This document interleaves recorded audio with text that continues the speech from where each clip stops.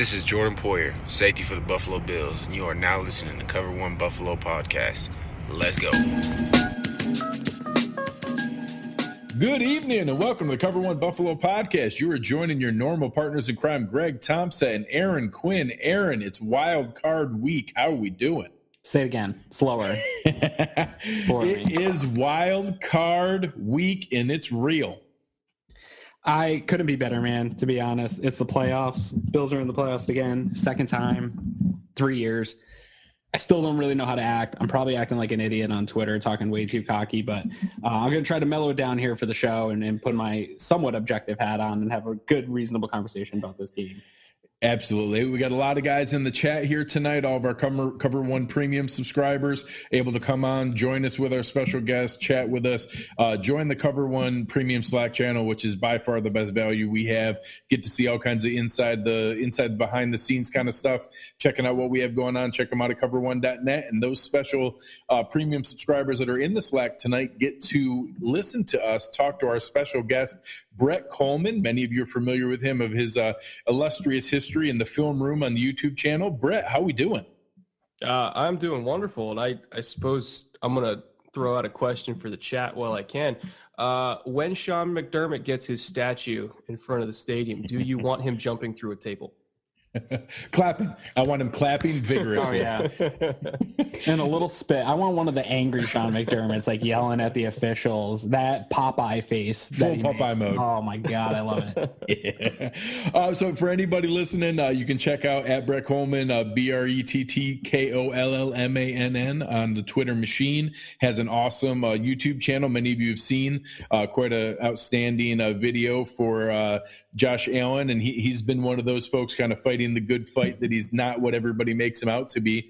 But tonight we're going to talk a little bit about this upcoming matchup with the Houston Texans hosting the Buffalo Bills Saturday at 4:30. Right now it's floating around a 2.5 to a 3-point favorite for the Texans, which sounds about right to me. Pretty evenly matched teams with the home team getting the normal swing.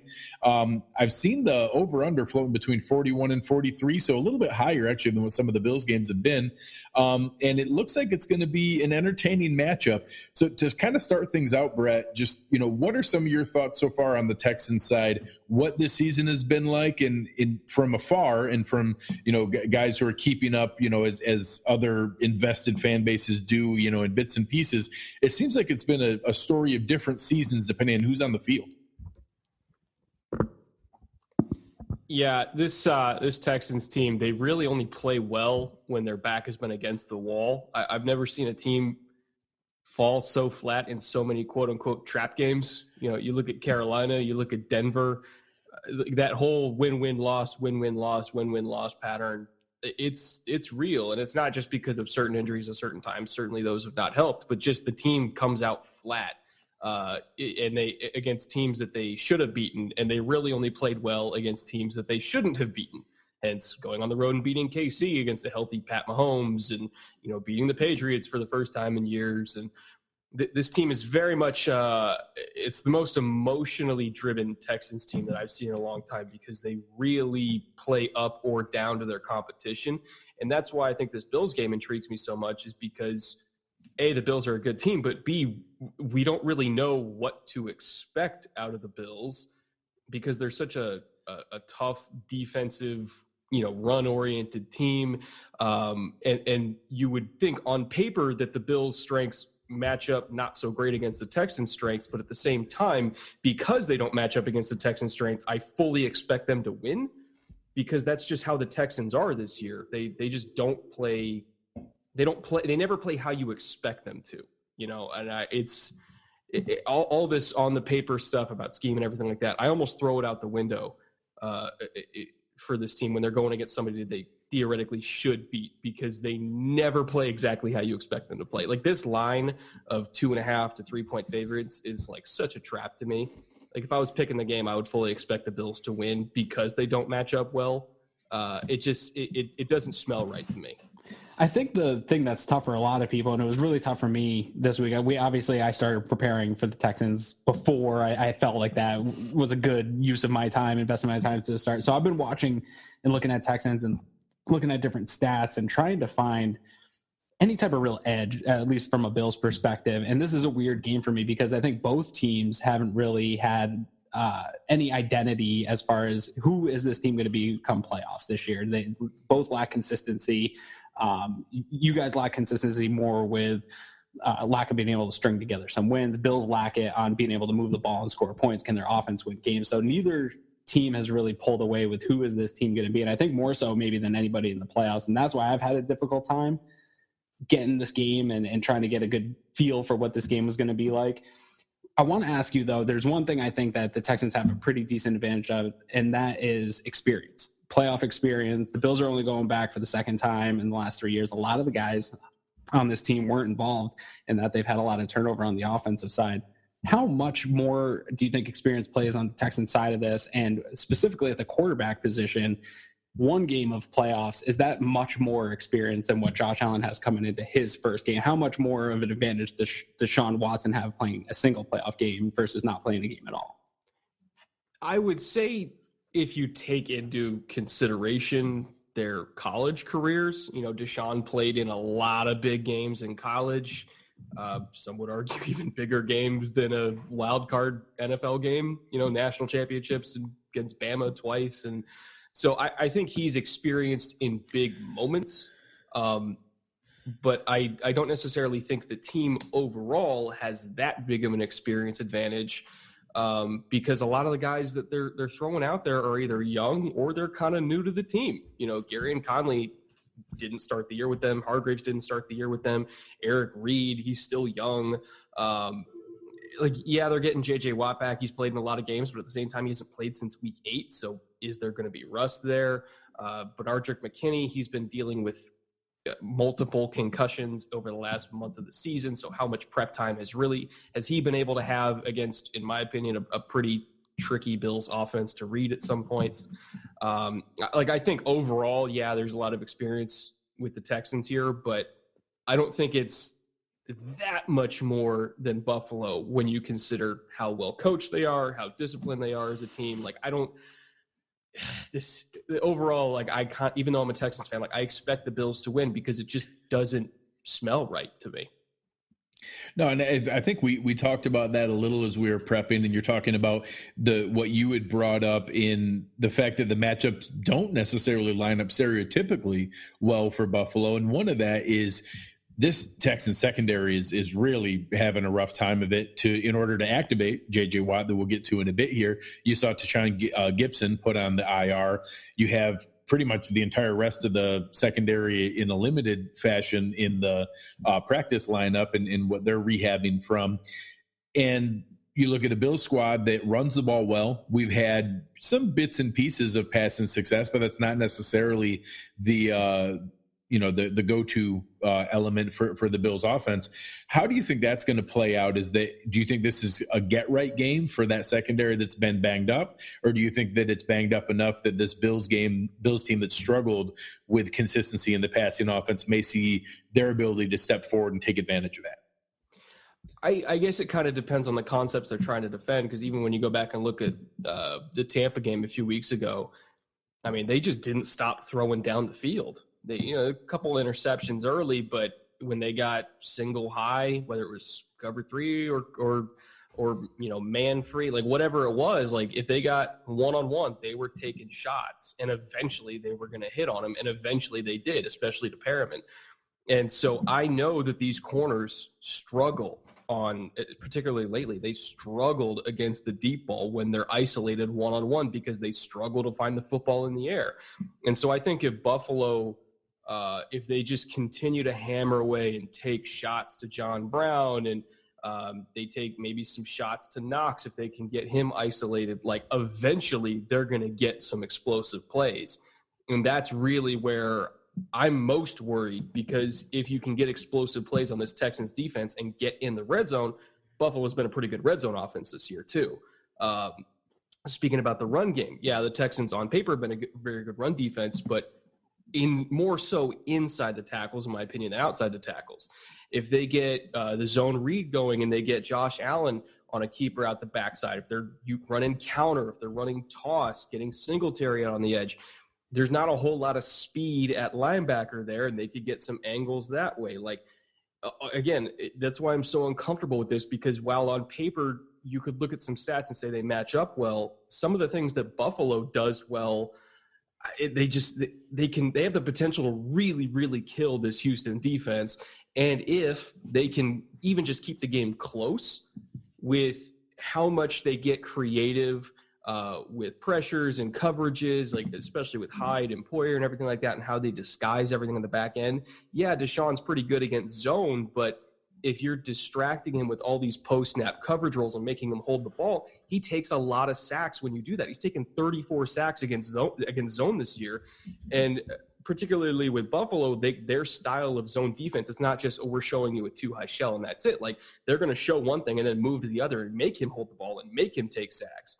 So for me, the scenario that I'm seeing in my head is, a couple deep shots to John Brown that connect, one to Knox that connects. You get some big runs outside with Singletary. You get some keepers with Allen. You put 14 points on the board. You get a lead, and then all of a sudden you're throwing all these crazy coverages at Deshaun and making him hold the ball for just a split second. You take a bad sack. You have to punt it away. You lose field position. You lose the clock, and next thing you know, the game gets away from you.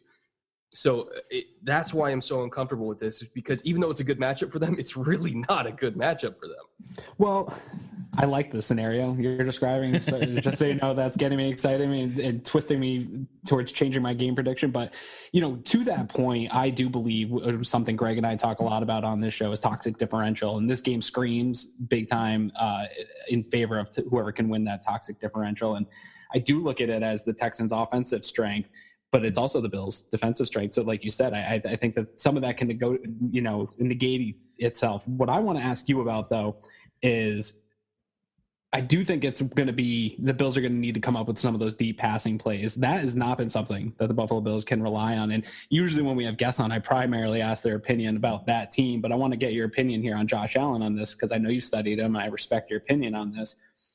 One, is it as big of a deal as Bills fans think that he hasn't been hitting on the deep ball really at all yet in his career? They say the big arm. We've had discussions about what a big arm means. It doesn't always mean the big pass. But is it as big of a concern as Bills fans feel it is on Twitter that he hasn't been connecting at those at the rate other quarterbacks in the league are? And is it something he can correct, and how easy, what are the things that he's doing that he can work on to correct some of those hits? Is it a concern? Yes. Is it a major concern? And feel that way. The Bills win a lot of games. Yeah. They, especially since early in the season when Josh has kind of cut down on the turnovers, he's been more efficient. They've really just been we're going to control the ball, play defense, and suffocate you to death kind of team. The deep ball has been lacking. But in my opinion, I think fans are upset because even though they're winning, they should be winning a lot easier, and they really don't like how stressful some of those missed big plays have made their lives, because they should be blowing teams out that they're not blowing out. They should have beat the Patriots. When you look at their rosters and everything like that, there's no reason why they should have gone 0-2 against them this year. There just isn't. And I think fans are frustrated by that because they know what Josh can be if he just had a little bit better ball placement, especially on the deep boundary area. And they want him to get there, because if he does get there, he's not that far off from Pat Mahomes. It's kind of the one thing that's missing, is the ability to go deep and connect on those deep balls at any given play. They want him to be Pat Mahomes, and he's not there yet. And I get it. I understand why they're upset. But I'll say this as a Texans fan, Deshaun's not perfect either. Yeah. I want him to be Pat Mahomes too. I want him to be able to make incredible plays when he's rolling out of the pocket and throwing dimes deep down the field perfectly, but he's not. And I think when Bills fans compare Josh to other young quarterbacks that are MVP caliber quarterbacks, Lamar, Pat, anybody like that, they're just setting themselves up for disappointment. They should, in my opinion, at this point in his career, appreciate what he does well, appreciate that there is clearly an ascension going on. He's not getting worse. He's not Mitch Trubisky. He's not going down.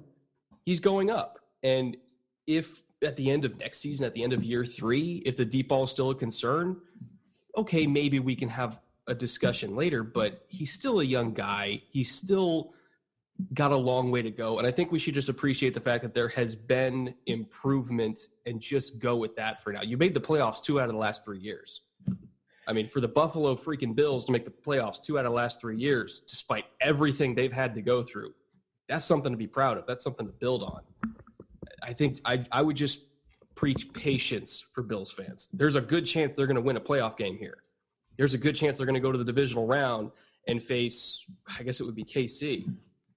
And I would honestly think that's a decent matchup for them too. Like there's progress here, and I just get frustrated, just like you guys get frustrated when people expect the world immediately. Yeah. Well, it's great.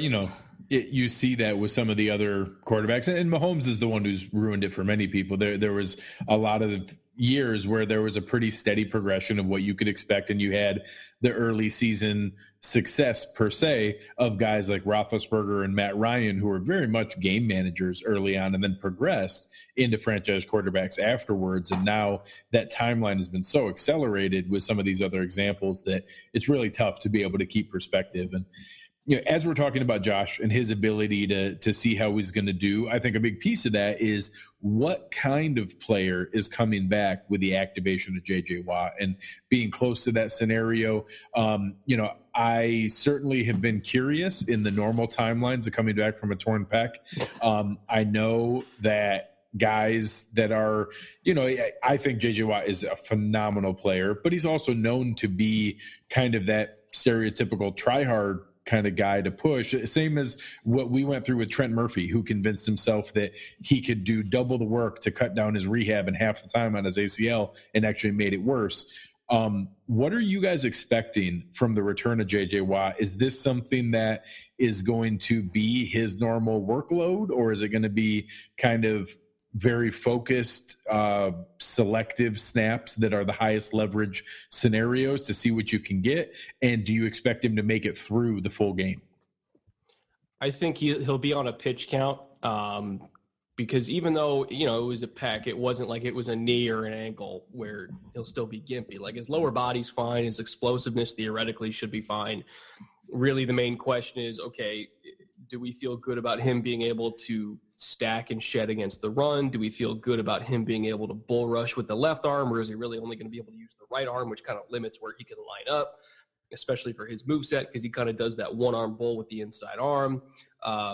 If he's not able to do that hump move off the right edge, again, that limits where he can line up. If I was going to use JJ, I would primarily use him as probably like an edge rusher against the right tackle position, which I know there's some injury issues going on for Buffalo, so that's probably his best matchup anyway, but also kind of move him around, line him up inside, line him up as ostensibly a Mike linebacker like they used to do with Jadeveon Clowney, use him as a blitzer, get him matched up with, any of the interior three, use him to set up stunts, all that kind of stuff. Don't play him on early downs when he's going to have to really use that pec and stack and shed against the run. Just bring him in on third down, especially third and longs. Use him as a way to kind of shift protections and mold them to whatever you want, and then hit him with the blitz from the other direction. Because they're going to slide to him. They have to. So I would almost use him as like a glorified decoy and just see if that works. Yeah, I think he is going to be a decoy mostly in this game. That's great. It's an incredible story of him coming back. I really thought he was done for the year when I heard the torn pec thing, just because you hear about the recoveries for those. I agree that his leg should be fine, but there's some concerns there. And if they did bring him out, my thing all week has been just give the ball to Singletary, run directly at him for the first few quarters if they're going to play him in a normal role. So I totally agree with what you're saying there. But that, even if he's not in, you guys can generate some pressures, right? The Texans can generate some pressures. They're not going to be some of the teams maybe that the Bills have faced that brought, like the Ravens. They totally dismantled the Bills offense, and the Patriots have done a good job of getting pressures against Brady. You guys have the personnel to dial up some similar pressures. Obviously, we talked about the concerns of the secondary, though. But how often do you think we're going to see blitzes and extra pressures brought, knowing that Josh Allen has still not figured it out? He really, that's really his big Achilles heel in the passing game, is he just has not figured out the blitz. How often do you think the Texans are going to bring more than normal, or are they going to bring kind of what we've been seeing on tape so far? And how successful do you think they will be against this Bills line, bringing different blitz packages? My theory is they're going to bring more creepers than anything else. They're going to bring a lot of 4-man pressures, but they're going to bring them from different directions and then drop people out, do a lot of bait and switches where they're going to show something coming off the slot and then drop somebody into, a short underneath lane where Josh might be looking to hit Beasley hot. I think they're going to get creative with their pressure, but I don't necessarily think they're going to blitz a lot. The game plan might look a lot like you would see like an everyday Tennessee Titans game plan where it's like we're bringing 4 guys, but 3 of them are DBs and we're dropping out all the linebackers and defensive line. Like that's kind of what I want to see, because that I think can maybe get Josh into panic mode a little bit, and you get him moving. And I'm trying to think of the exact game it was, but I remember I saw one team that was bringing the edges constantly inside, and they would loop the linebackers outside because they knew that Josh was going to run as soon as he saw that jersey flash inside, and the linebackers would be sitting there waiting for him, and it was forcing a lot of early throws or just throws off platform.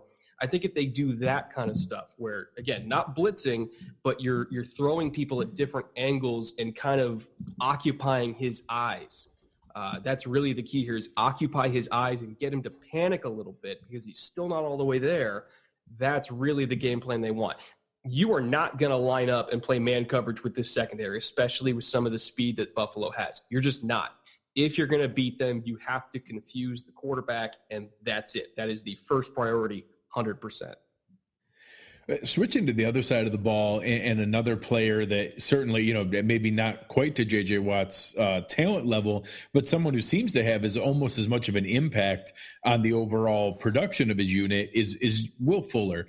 And that I know coming out of Notre Dame, a lot of people love the deep speed, and we're curious how it's going to translate. And it's been such a nice combination with Deshaun Watson when he's there fresh, and you're able to bump Kenny Stills down to wide receiver 3. Obviously, Nuke Hopkins and Trey White's going to be a all-pro kind of matchup, all day long.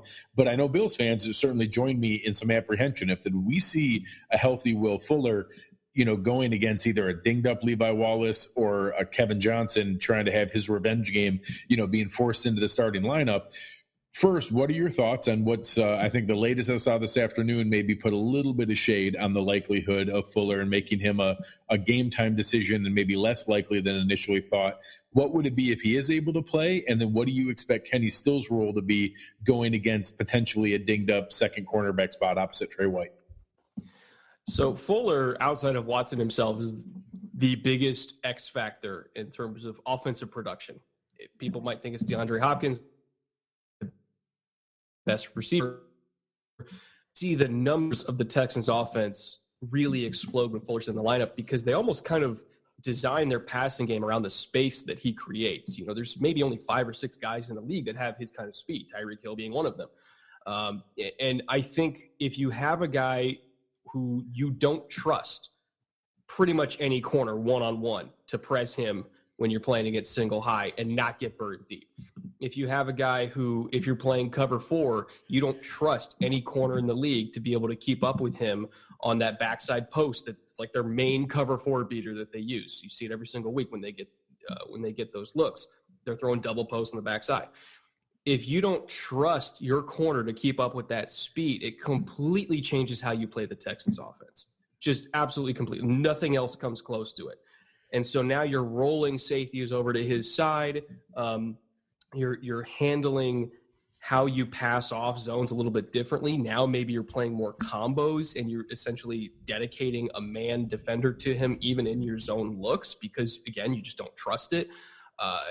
It really opens up everything else for everybody else, including DeAndre Hopkins. DeAndre Hopkins can beat anybody one-on-one, but if you're taking away the bracket from him because you're so scared of Fuller, it almost makes him unguardable because you can't double him anymore. And Stills, while I like him as a number 2, to me, a lot of his big plays come from just kind of like pure chemistry with Watson in terms of being able to identify zones in the middle of a route and settle where he needs to settle. He reads coverages very much like Deshaun does, which is a big aspect of this offense. They run the kind of a similar Earhart-Perkins, like a modified Earhart-Perkins system to like what Dable runs even. And so there's a lot of like reads on the fly, and Stills is very, very good at that.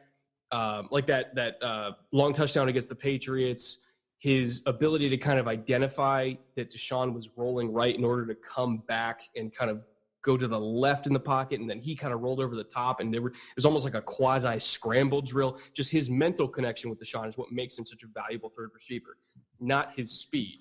And so I think while he's a good wide receiver too, he is not Will Fuller. They don't do the same kind of effect on a defense, and it's not going to open up DeAndre. It's not going to open up the tight ends or the running backs like Fuller does. So if he doesn't play, that is a massive blow to the Texans offense, because now you bracket Hopkins, you leave Stills one-on-one, you take your chances against man because he's better against zone than he is against man. You're not really scared of the tight ends that much because most of their production just comes off RPOs and misdirection, all that kind of stuff. And then what are you left with? You're left with nothing. So that's my biggest concern if he's not on the field, because it makes this Bills defense jobs that much easier. They already know that they can cover everything else. Yeah, I think it's one of the more interesting matchups to watch is the Bills DBs versus the Texans receivers. It's obviously a strength of both teams, and it has been for a couple of years now. When we look at this matchup, I think Bills fans expect Trey White shadowing DeAndre Hopkins in the traditional sense that you see people playing on Madden or people, Stephon Gilmore in that sense. But the Bills aren't a man-to-man defense very much. They play on zone coverages. Trey can still kind of hang out with Hopkins. How do you think that they're going to do that? Are they going to shadow Hopkins all day with Trey White and let that all-pro matchup go head-to-head all day? Or are they just going to stick to their zone, play their zone, and try to be, like you said, Deshaun, by disguising that and making him think an extra second? How do you think, you talked about the holes that the wide receivers can exploit. How do you see the Bills combating some of the problems that the Texans wide receivers bring? So it's interesting because Trey can play man. He's a good man corner, but he's so special in zone because of how quick he is to process routes, how quick his feet are. So he can drive, like he can almost like drift back and bait you to go underneath and then drive on it, or he can sit underneath and bait you to go over the top. Like I've seen him bait more quarterbacks into throwing smash against cover 2 than anybody else in the league. Like he's so damn quick, which is valuable when you're playing a lot of zone. So for me, I would stick with that. I play a lot of zone. I think like 70% or something, like 70% of his coverage snaps are in zone this year. And he's phenomenal. Like his numbers are just outrageous in zone. So I would stick with that because again, really the only guy that I would have, like if you're doing combo coverages, really the only guy that I would have played man-to-man with zone help would have been Fuller. I think DeAndre, you can't shut down DeAndre, but you can at least mitigate him if you're playing a lot of zone, getting eyes on Deshaun, getting into throwing lanes, that kind of stuff. I think if you just line up and play man against Hopkins, he's going to absolutely murder you. But if you play zone and you're using the zones to your advantage to make Deshaun hold the ball until the rush can get there, then you're covering Hopkins by like as a team, like as an 11-man unit, and not just as a one-on-one situation. Trey White, early in his career, maybe not so much now, you saw him get beat up by big physical receivers a little bit because he's not the biggest guy in the world. So for me, I don't want to expose him to one of the most physical receivers in the league, man-to-man, if that's not his absolute strength, And I think that you saw, similar scenarios in the last Bills-Texans matchup where, from a box score standpoint, Trey was able to relatively shut down DeAndre, but in a game-winning touchdown need, he was able to go up over top of him and make what was, a phenomenal highlight reel catch. But it showed that kind of situation where, yes, overall on the day, Trey's technique won out and they were able to keep him to whatever it was, 2 catches for 30 yards or whatever it was. But one of them was in the critical moment when they needed a touchdown, and he was able to go up and make it by using his physical gifts to do that. And, I think that's what everybody's looking forward to see on Saturday is 2 of the guys who are the best in the business at their, at their craft being able to go head to head and see how that shakes out. So as we get into the final phase here with you, Brett, we want to put you on the spot and we want to ask for a game prediction. What are you looking to see this weekend? Maybe some thoughts on what would need to happen for either one to pull out the win, and then what do you expect to see and what's your predicted score? Bills by 4, because I don't expect Fuller to play. Even though the Bills aren't fully healthy themselves, I think Fuller is such an X factor in how Buffalo will defend Houston. I think they are going to stay in mostly zone. And so I think Deshaun's going to get a lot of completions. Again, he's like 70% completion against zone. But at the same time, most of the sacks he's taken on the season are against zone.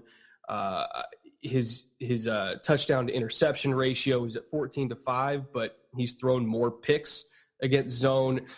And so I think we're going to see a lot of very bend but don't break from Buffalo's defense because Houston won't have their guy on the field that can break a defense, you know? And so I think I would probably put the score somewhere around maybe 21-17, somewhere around there feels good. So it'll still hit the under. The 44-point over-under was a little rich for my blood. I don't know why it got that high. I didn't expect that. But I do think the Bills are going to win this game because Houston's offense is so fundamentally changed when they don't have that dynamic number 2 out there. And then Allen, if I was going to do a game plan for them, again, I understand they're having a little bit of struggles with the deep ball, but just hammer away at it. Take your shots. Eventually, one of them's going to connect. Eventually, you're going to get that deep. A couple weeks ago, Dawson Knox. It's the first one. Just keep burning away at it. Eventually, they're going to hit that big play. They're going to get in the red zone. They're going to be as super efficient in the red zone like they always are. They're going to get a big play on defense, inevitably, because that's just what they do. Houston's going to go in a hole, and I don't think they're going to be able to claw their way out of it. So on paper, yeah, Houston matches up well, but schematically and personnel-wise, I don't really think they do. I love that we had you on today because you're the first person this week. I haven't been able to get a read on this game, and you're the first person this week that I've talked to. I've talked to a ton of people about this game, and you're the first person that has given me some good, convincing reasons that I think the Bills can walk away. Maybe it's just the Bills fan in me of the years of letdown and big moments and it being a young team, but I haven't felt that way all week. So I appreciate your honesty and but just that unbiased insight into what you see from the two teams. I think that it's a great reason to have you on for this show in this week. I will say this: if Houston wins, the only reason they will win is because Deshaun Watson is Deshaun Watson. Right. That's about it.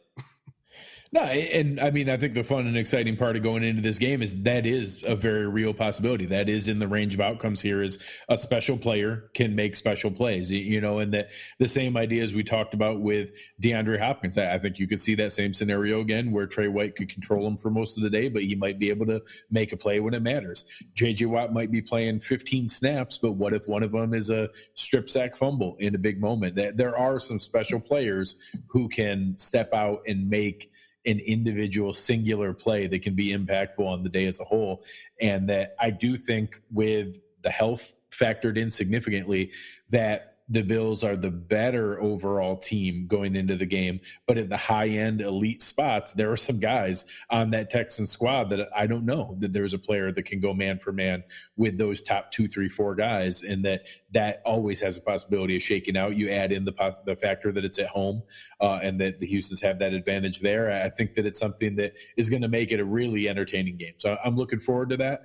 I just shared a video in our Slack channel here, our chat discussion of your latest video on Josh Allen. I shared that on the Twitter machine as well. Give the people any other ideas of things that are coming out here, things to watch out for, and where to find you. Well, I've already started working on the Titans versus Ravens episode because I fully expect that to happen in the second round. You're a glorious man. I just put out that video on the Patriots defense and basically how the league is kind of figured out. It's a rather simplistic scheme, all things considered, and how the people are kind of figuring out that you could just expose their leverages on the back end all day long. And I mean, even the Dolphins were able to do it.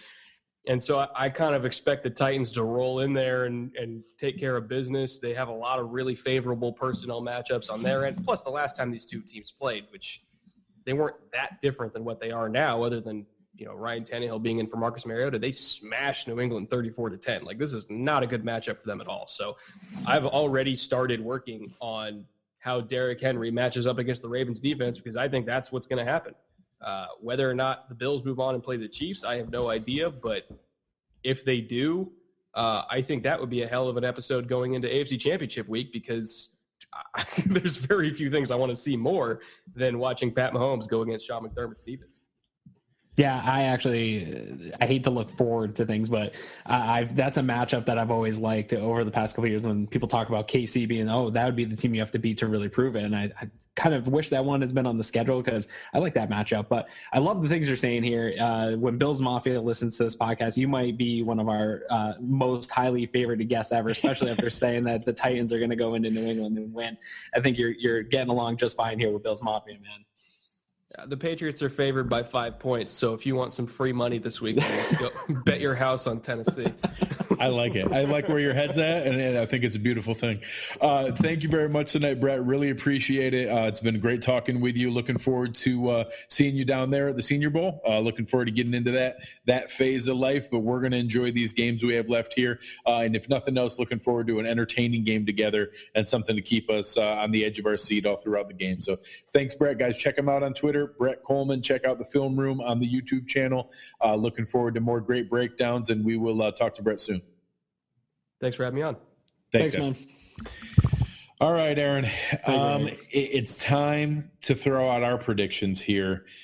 And I know it was, kind of interesting to be able to talk with Brett and to be able to go through that kind of discussion. I think he was very fair. I think he was probably more than reasonable in a handful of ways, in that it's something that this is a reasonable matchup. I think if both teams were 100% healthy and we were at Houston, I might feel a little bit different. But I do think that a compromised J.J. Watt matters. I do think the fact that it sounds now like O'Brien was maybe posturing a little bit about Will Fuller, and now it sounds like a long shot, I believe was the term that was used in the report that came out. It does give me some faith that this is possible. This is a team that's played really well on the road. They've been galvanized. They've been able to kind of get themselves into that bunker mentality when they're out there. I think they're going to be able to have that chip on their shoulder to be able to go in here and give their best effort. I do think it's going to take a strong game from Josh Allen. I think he's going to need to be able to show that he's not going to see ghosts. He's not going to be able to see those complicating disguised coverages and blitzes that I think they're going to look to do that Baltimore, showed, and then not to that frequency, but in the critical moments, he's going to need to be able to speak to that. But I feel like there's a shot here.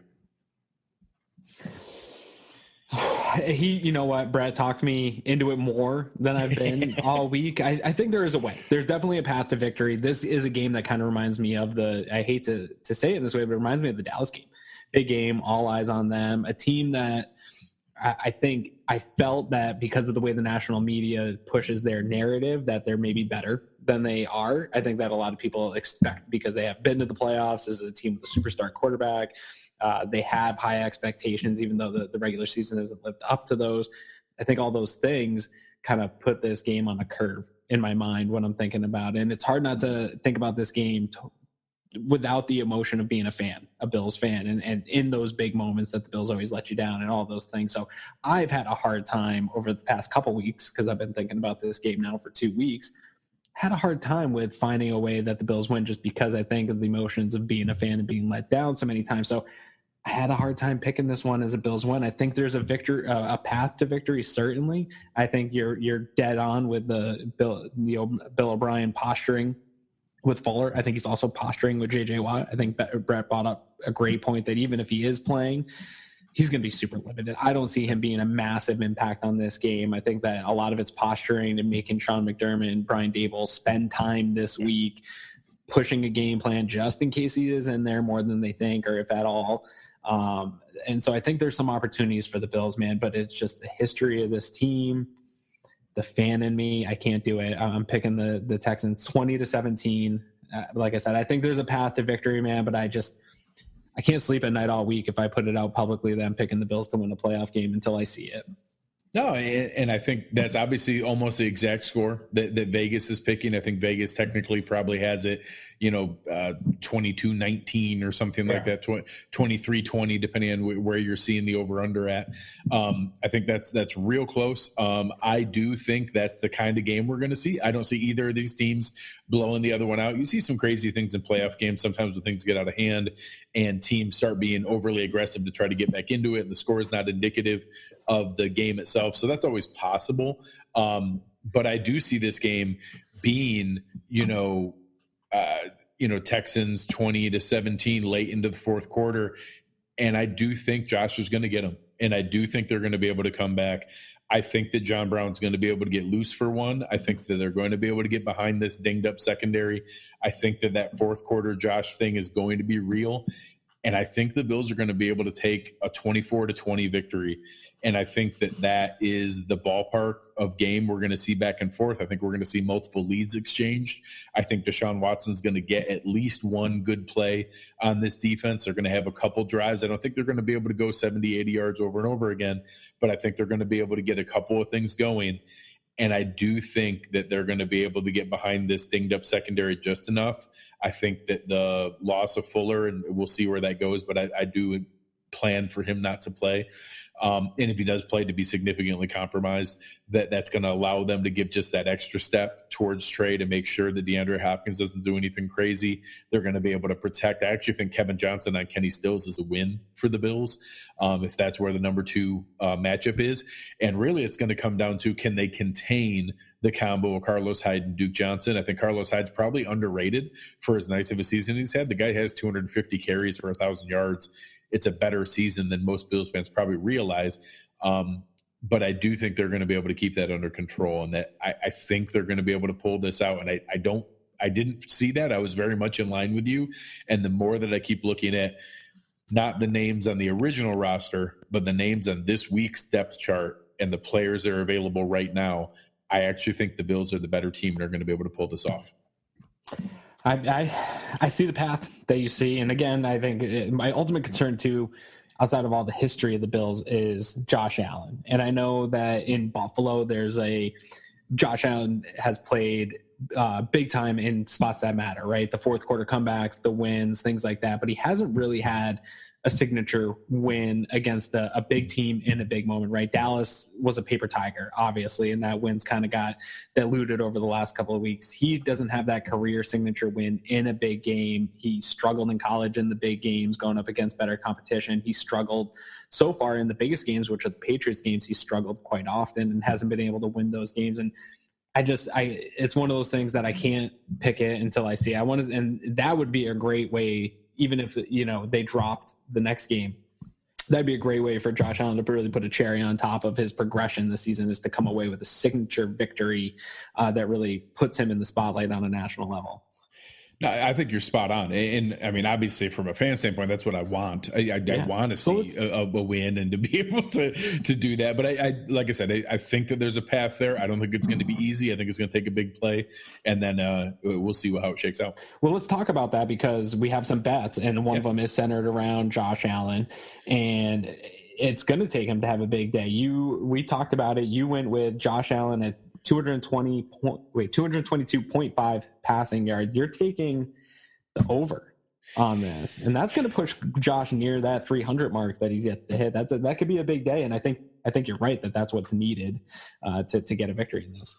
Yeah, and again, it goes into my prediction. I think that the team sees the dinged up secondary. I think that they're not going to lean into. I think it's the 8th ranked defense, DVOA on run defense, and then 26th or something against the pass. I think you have to take advantage of that. I think that it's not going to be the same game plan we've had over the past 4, 5, 6 weeks. I think we're going to see similar to what we saw in that middle stretch of the season, where you saw some of those games where we opened up and maybe 10, 11, 12 of the first 15 plays might be passes, and then we're going to see them really open up to be able to go that route. And that I think this is going to be, box score wise, is going to look like a big time Josh Allen game, but really it's just going to be leaning into what makes sense from a game plan standpoint.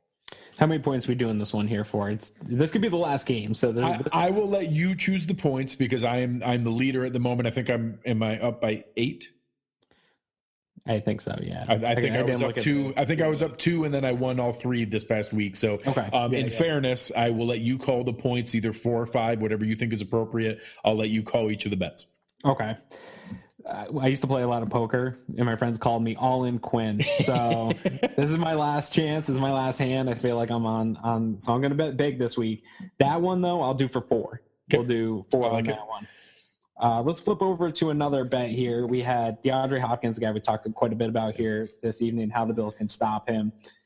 His average for the year is 77.5, something like that. Last time he played the Bills, he had under that in yardage. We did have the big touchdown that you touched on. Still giving him a nice day for a wide receiver. I know Bills fans think Trey White shut him down. I'm not sure that 60 yards on whatever 6 catches is totally being shut down, but he didn't have the monster day that you can expect from a superstar sometimes. I had this at 75.5 receiving yards. I'm taking the under, but I think it's going to be closer than fans think. I think people expect, because Trey White's playing at an all-pro level and they want to justify him being better than Stephon Gilmore, they think that we're going to just shut DeAndre Hopkins down. I'm not sure that's the case this week. Yeah, and I think that this is one of those cumulative ones. I don't think that it's going to be monster games. I don't think it's something where I don't see in the range of possible outcomes that DeAndre Hopkins puts 140 yards on Trey White. I just don't think that's feasible. But I think that, especially with Will Fuller out, he's going to be the centerpiece of that offense, and that it might be an awful lot of 6 and 8 yard catches with Trey having to make the tackle. DeAndre Hopkins is really good after the catch. So I'm hopeful that it's one where it's a lot of catches and keeping him in front of him.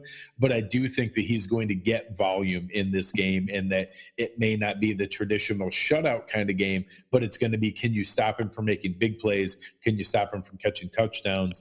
Can you stop him from, having that big game-breaking play? And I do hope Trey can do that. I'm going 5 on that one. Okay, I like it. 5. Go big or home, right? I like it. Hey, you got to take a swing. Shoot. Even though all of us Bills fans are losers, I don't care if we having to donate this money. And I'm going to retweet. If I donate the money, I'm going to retweet and tag that guy that went after Dell today, just to rub it in his face again. Then we went with this one I like a lot, favoring me. And I agree with your point that I think Hyde is better than a lot of maybe Bills fans expect. I haven't heard a lot of people talking about being concerned about him, just being concerned about the passing game. I think that actually their plan of attack on the Bills is going to be in the run. I think that that's probably their best plan of attack, even though their biggest playmakers are in the passing game. Clearly the disadvantage and the teams that have been able to do the most against the Bills defense have done it on the ground. And that is the path to victory against this defense. So I think they're going to try it. But I like this because I think that it is a Bills strength. And I think they're going to try to exploit it as well. I had Singletary straight up rushing yards for this game over Hyde. I think it's going to be close, but I think because of the involvement of Duke Johnson in the running game, I think the Bills are going to lean more heavily on Singletary than maybe the Texans will on Hyde in this game. No, I think that's sound. I was torn on this one. I think that it's going to be close. I agree. I think that you're going to see this could come down to who has a better game out of Frank Gore and Duke Johnson of how this ends up falling. But I thought it was fair to see. And I think that they're both going to get similar amounts of touches, and that this leans into my idea that we're going to be going after their secondary more than trying to run against them. And that hopefully it's something that I'll be excited to lose this bet as Devin Singletary milks the clock in the fourth quarter. Since we both think it's maybe a little bit close, and these rushing ones are tough. I've lost a lot of bad burns on just getting a couple under rushing yards. Yeah, literally within like 2 or 3 yards a couple times. Let's go on a 3-point one on here. Okay. And then I have a couple surprise bets for you that we didn't talk about here pregame. I told you that I had some surprises for you, just stuff I was thinking about while I was doing dishes or whatever I do here before we do this show in my mom's basement. I wanted to see, because I know you think Josh Allen's going to have a big passing game, and I took the under on that. I think he's going to I think a path to victory for Bills is him using his legs more than we've seen this year. It's something that you talked about, wanted to dial back on. I think you go in on it. You tell Josh this week, if lanes are open, you take them. This is the last game of the season. If you don't win this game, put it out there. We don't need to keep you necessarily quote unquote healthy for the season. Play not reckless, play fearless for real, and utilize your legs. It's strength to our team. I have him. I don't know if you want to take this, over 39.5 rush yards in this game. He hasn't had big rushing games this year. He hasn't had those 90-yard rush games this year, but I know 40 doesn't sound like a lot, but if you add that with, I think, Singletary being the leading rusher, you could have a couple 100-yard rushing game out of your team in total, and that's why I think one of the paths to victory is. I think that's take that over. I think that's an outstanding point, and I do think that is the scenario of why you asked him to dial it back quite a bit. And he did. His pace was basically half of what he was the year before. He was on a, full game season. He was over 1,000-yard, pace. In the late game stretch, those last 6 games he was back, he was like a 1,200-yard season pace. So he dialed that back significantly. And you do that not because it's not a weapon, not because you don't want him to, but because of the long-term health. And that's where that comes into in a game like this. I think that's an outstanding point to be able to do that. I think 39.5 is a fair number. I think that's reasonable. I'll take that. I will say that one shouldn't be a ton of points. No, these surprise ones I want to do for 1 point. These okay. are I like that little one. Extras. Yeah, I like that. I think that's a fair number. I think that's right there at a reasonable spot. So I'll take the under on 39.5, and that one would be an exciting one to be wrong on if he breaks one, because that's one of those where he could be like real. Everything could look good, and then he could break that in one run. If he gets loose on a nasty one.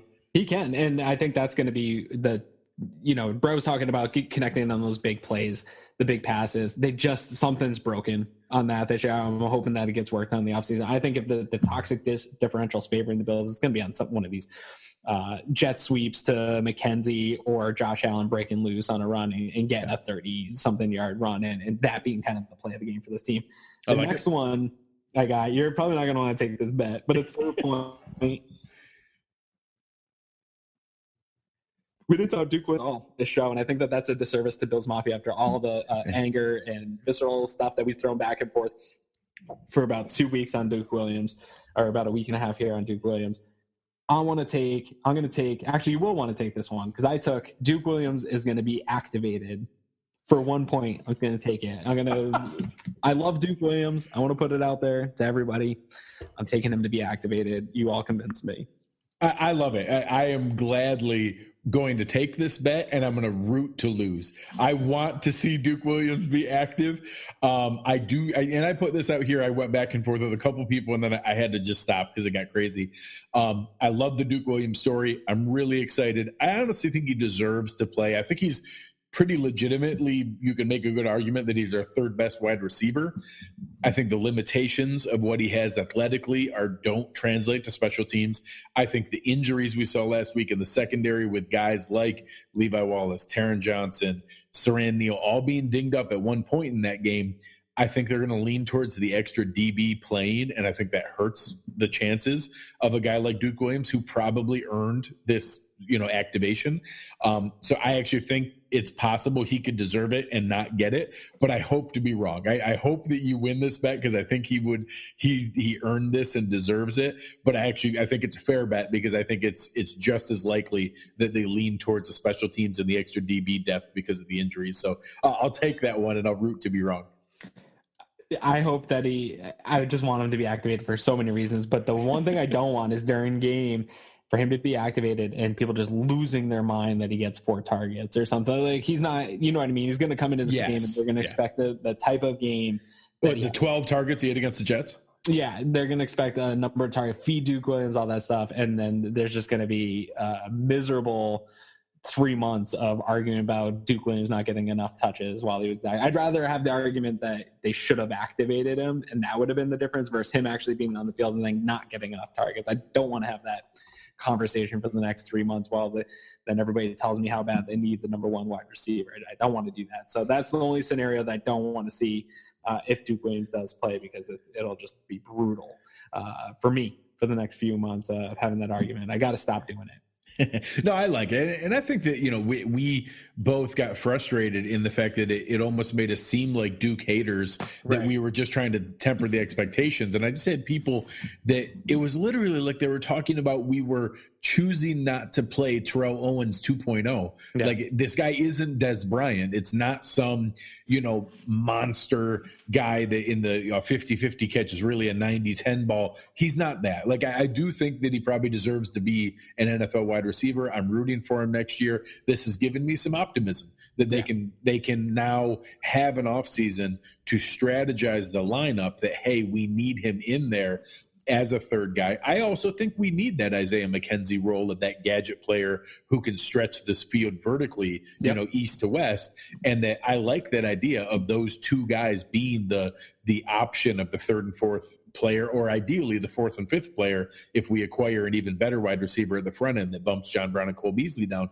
But it sucked because it was making it seem like we were hating on him when we were just saying, hey, he's a nice story. He's good. I'm rooting for him. But he's not some hidden all-pro that just hasn't had a chance to explode on the scene. So I love that. I hope he is active, and God forbid that he catches a touchdown or has a big play in this game that my mentions will explode. Oh, yeah. Forever. A lot of people. Yeah, there'll be a lot of receipts coming back on people. But I agree with you. It wasn't like those receipts. I'm willing to take those because I think the takes are reasonable. If you come back at me with the receipts of the things I've said about Duke Williams, I'm totally fine with taking that medication Monday. Like you said, I'm totally willing to do that on Monday. Super excited about the game. I do want to see one thing I don't want to see, though, and I hope that this argument ends immediately. I don't think that it's fair that TJ Yeldon has been pulled into this Duke Williams and TJ Yeldon argument. That's not a thing. And I don't want to see that. That's not one that's like fun for me. I like TJ Yeldon. I think that he was a good pickup for this team. I don't think that Brandon Beane and Sean McDermott realized. I think they liked Devin Singletary. I don't think they realized what they had on their hands till this summer, way after they had already got TJ Yeldon. And he's forced that hand in keeping TJ Yeldon off the field. And then Perry's good enough on special teams where he just really can't find a spot because Singletary does all the things that he does. I don't think there's no significant to putting Yeldon on the roster. And there's also no significant advantage to not having him remain on the team. And just a non-active role because you lose Singletary. You don't want to go pick up some guy off the street. You want TJ Yeldon. So that's what his role is you lose Singletary or Gore. You have a guy that can play NFL games, but he's not going to be a priority over Frank Gore. He's not going to be a priority over people have said DeMarco or even Sonoris Perry. That's just not going to happen. And that's where I'm at. So don't talk to me about TJ Yeldon ever again. And I maybe a half notch behind that, but I agree. He's not the answer to any question that matters. Yeah. I do think he's an NFL caliber running back. 100%. I think he's a nice luxury to have behind Devin Singletary, but you spelled it out perfectly. He is just a poor man's Devin Singletary right now. He's not a great between the tackles runner. He's not a great runner of the ball, period. Yeah. He's above average pass catcher. It's probably fair to say he might be our best pass catching back, but it's just not so much better than Singletary that it makes up for the fact that Singletary is an exponentially better runner than he is. And that when you already have that skill set, it makes more sense to pair that skill set with a Frank Gore. And then Sonoris Perry is not even a running back. He's a running back by name only. He's a special teams player.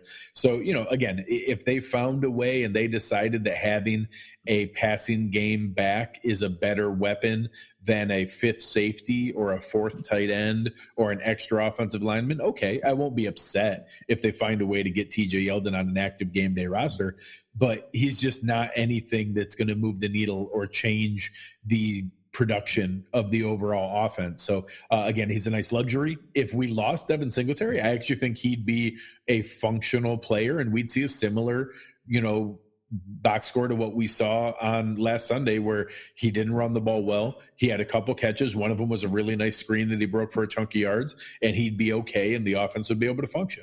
But he's not the answer to any question that matters. No.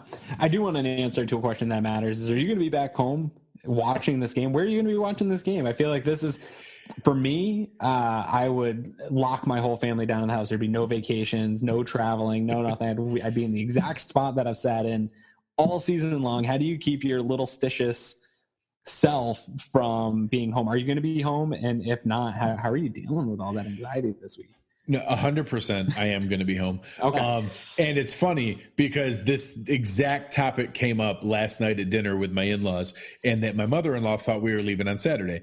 And when we said Friday, I'm like, no, I said from the moment we got here that we were leaving on Friday. And somebody brought up, oh yeah, because the Bills are playing. I'm like, nope, I said this for 2-3 weeks ago, which I did. I've said this since before we left, because I knew that it was very likely that the Bills could be playing Saturday evening of that week. So I tried to play it off as though it wasn't football related. But yeah, there was no possibility that I'm not going to be back there in my man cave, locked by myself, watching this and going through every single same repetitious thing. I'm going to eat the same things. I'm going to drink the same things. I'm going to watch this game by myself. Home in time for making your steak on Friday. Oh, we are going to be having a steak. We're going to be having bourbon. Everything will be in order and ready to go.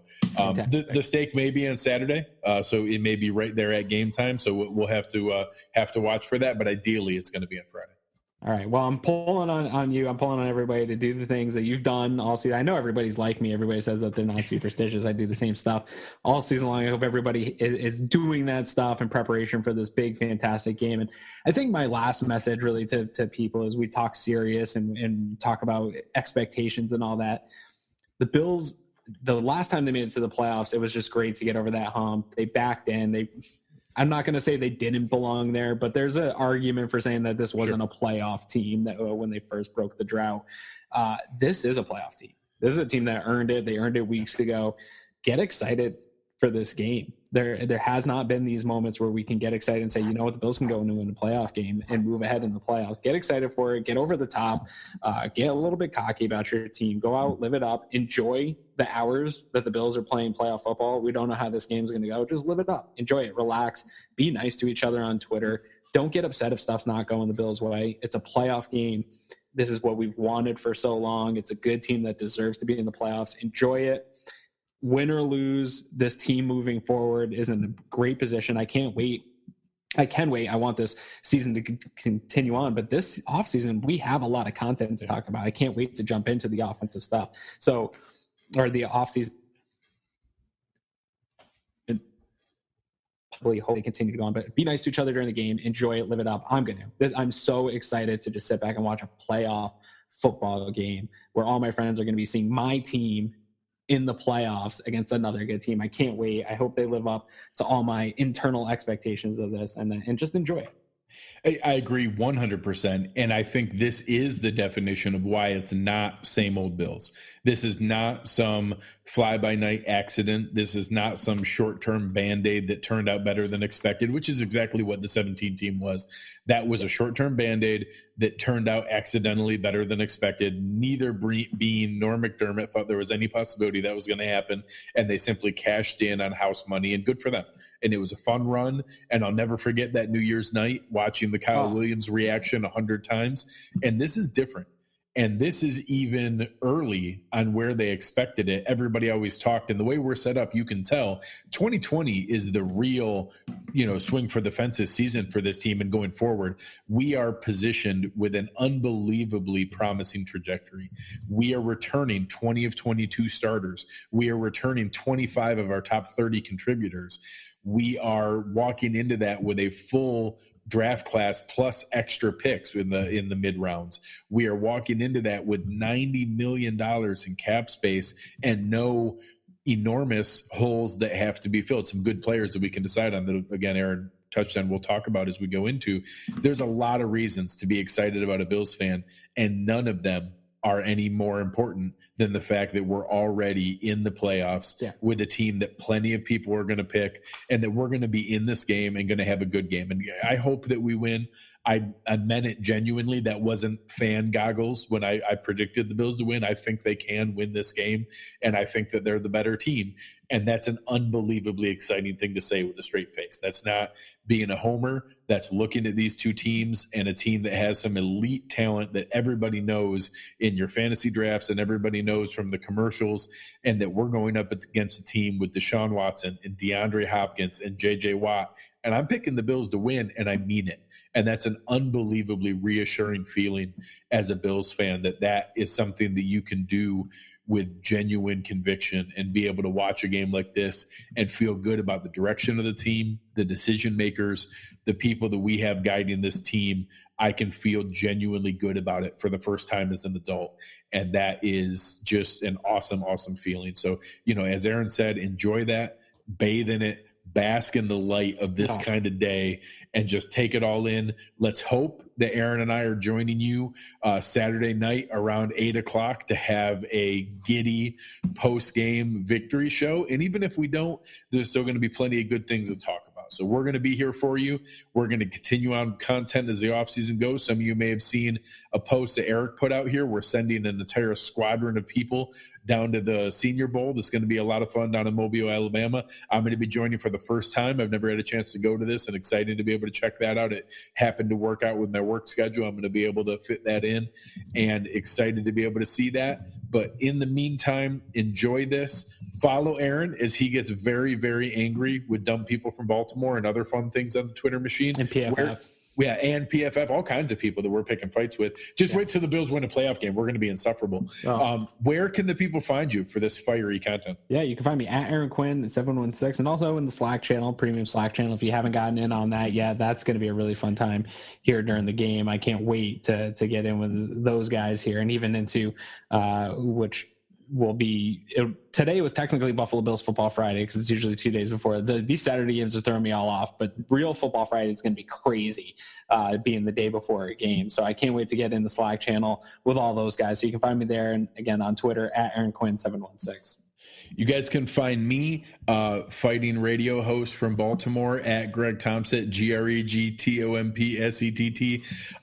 It was a fun day today. It's been a weird time over this Christmas and New Year's holiday. I'm looking forward to getting back home and getting back into a more normal run. So looking forward to that. Appreciate your time tonight, Aaron. Appreciate the guys in the chat. You guys were awesome as normal. Come on over, check us out at cover1.net. Give us a rating, give us a review, give us a like wherever you're listening. Tell somebody about it. Tell a neighbor, tell a friend. You have been listening to Cover One Buffalo, and we are out.